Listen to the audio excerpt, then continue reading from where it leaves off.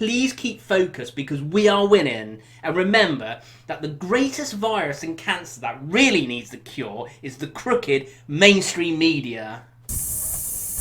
The mainstream media are out of control. This past week, we've witnessed some bully and harass government officials while ignoring the real news. We've had a revolt in Hong Kong, riots and looting in Minneapolis, an economic depression on the horizon with mass redundancies expected, Twitter censoring the President of the United States, European leaders openly wondering if it was a mistake to enforce lockdowns, and yet our British journalists are still talking about whether Dominic Cummings stopped at a petrol station on a drive to Durham. And just when you think it could not get any worse, it did. When the far-left extremist and Guardian newspaper writer Andy Dawson incited violence towards Michael Gove by suggesting he should be attacked in front of his kids. Why do the media ignore things like this?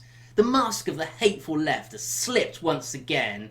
I mean, imagine if you or I said such a vile thing. The police would be kicking our door down.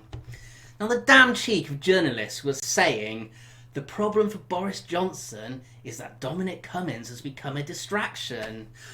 Is it any surprise when the mainstream media will not talk about anything else? Now, the BBC hit a really new low this week with its recent Newsnight broadcast by Emily Matalis. This is the same programme who attempted a hatchet job on me but failed miserably, so miserably that they never broadcast it due to their bias. Now, in a rare admission of guilt, the BBC admitted that Newsnight did not meet its standards of due impartiality after Matalis opened the show with a bizarre rant against Dominic Cummings.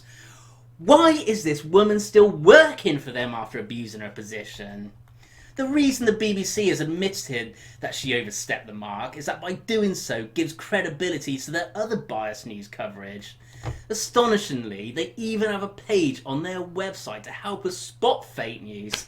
I mean, the irony is breathtaking. The BBC will never be impartial while they're being paid by people such as the European Commission and the Bill Gates Foundation. The BBC is supposed to be an unbiased broadcaster, but they are a rotten and appalling organisation and completely unfit for purpose. They've abused their charter. We should not be forced to fund them for merely wanting to watch live TV. We need to remove their charter and make it a subscription-only service, and it is your duty to cancel your licence fee now. They are abusing their influence and pushing out their propaganda on an industrial scale, while gullible people watch it like some sort of a soap opera being played out, being conditioned to hate Trump, hate our government, and love political correctness. Now, the main reason for this unprecedented attack is to try and bring down the government and force an extension on Brexit. I'm absolutely certain of it. This is nothing but a last-ditch attempt to stop us escaping the clutches of the EU, and they are the modern version of Lord Haw-Haw. Our Brexit victory still eats every one of them up inside. It fills them with rage, even after 4 years of trying their damn hardest to thwart Brexit. And they're even throwing the kitchen sink at it now, but it's still happening.